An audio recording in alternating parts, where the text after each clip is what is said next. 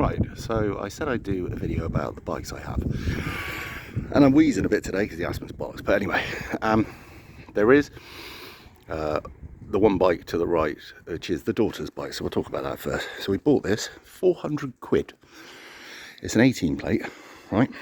And the front caliper and the rear caliper was seized. So we sent it down to the sun god, that's Malcolm, and literally he fixed that. And at the same time he said, it needs a chain. So we put a new chain on it, and I have to say, cuts out every once in a while, but for 400 quid, it's a flipping winner. God knows how many miles we've done on it, and it's only used 12 quid of fuel. It's an absolute diamond. So the daughter's learning on that, and it has a few marks, but generally speaking, money well spent, and somebody painted the exhaust, but whatever. As you can see, it's coming off the front now. Right, now these are completely unsuitable for new riders, all right? And as I said on this channel, never do as I have done. Always make your own decisions. Oh yeah, that's a new mark. Oh, it's a fly. So, this was the first bike that I bought. The Suzuki Bandit, 600 with a detuned 600cc from something that's faster, and I don't know much about my bikes, or anybody else's for that matter. I actually called them the blue one, the black one, or the green one. That's how sad I am. I got this with 24,000 miles on it.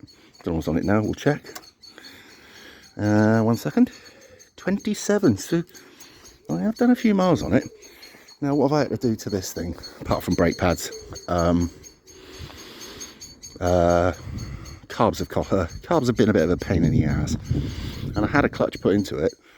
And the clutch has been a problem in so much as it slipped, but we've got the adjustment right now and it doesn't, but the clutch is up high. Also, there's a bit of a vibration with these. Apparently it's normal to the old Bandit, and what it does is, because this has all the dials and stuff, this thing has a slight rattle. So if I was a bit of a wedge between there, it'd be ideal. But I bought it from a guy who just restored it, and he got it off a guy that had it from brand new when he was 60 and sold it at 80. So this is about to be sold, because, to be honest, the bike that I use all the time now is this one, because it's the most comfy. The panniers are off being painted because, while I was on holiday, my friend ran in the back of me twice with his panniers, so they needed, and the side fell off 110 mile an hour. The actual pannier stayed on, but the side, so I don't know where we were doing 110 mile an hour, couldn't possibly on a public road. So this is my favourite bike. This thing doesn't chug loads of fuel. It's so comfy, and I rode serious miles through France and Belgium on it, and it's golden. It's done. What's it done now? 1 minute, let's get the keys for the old girl. No, that's the wrong keys, bear with. See, consummate professional. Here we go. What's it done? 37,000, and it doesn't miss a beat. It starts every time, and it's absolutely lovely. My daughter, who had a phobia about bikes, came out on this one, and as you can see, is a decent saddle. And we got over the phobia so much that, well, as you can see, she's got this, then she's going in for a full test, and then we're going to need something significantly bigger, like a 400 or something. Now, you're all wondering why I bought this, and so am I, right? I'll make no bones about it.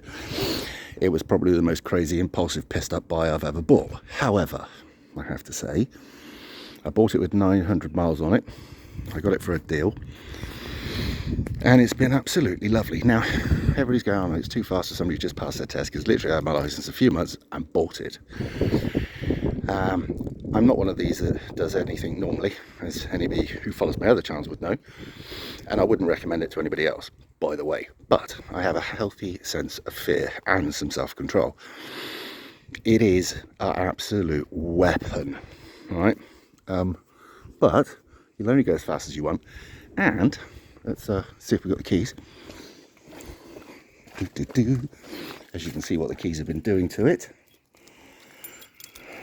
Right. Come on, you bastard. So it's got all these settings. F is for full power, so you can take that back to half or knock it right back.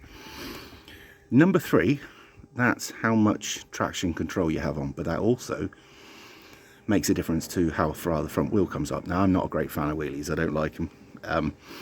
They're not for me, so I generally try and keep the front wheel on the deck. Now, some of you may go, oh, you don't know what, don't know what fun you're missing. I'll take that risk. At the moment, it's just done 3,067 miles. A significant proportion of that being yesterday. Well, I lied, but we did a lot yesterday. And as you can see, it's pretty free of marks. It had super softs when I bought it. They lasted about 2 minutes. Probably a good idea for the first time getting on the thing, but I've replaced it with intermediate things. So it's got hard in the middle, soft on the outside. The brakes on it are phenomenal, and just as well. The handling is lovely, as you would expect.